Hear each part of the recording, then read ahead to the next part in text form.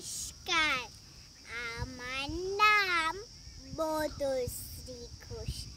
বিষয় আবৃত্তি, বিভাগ ক, বয়স 6 বছর।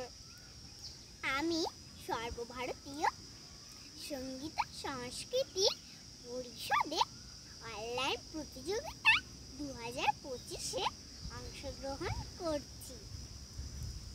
আজকে আমার নিবেদন দামোদর শেঠ, বিশ্বকবি রবীন্দ্রনাথ ঠাকুর।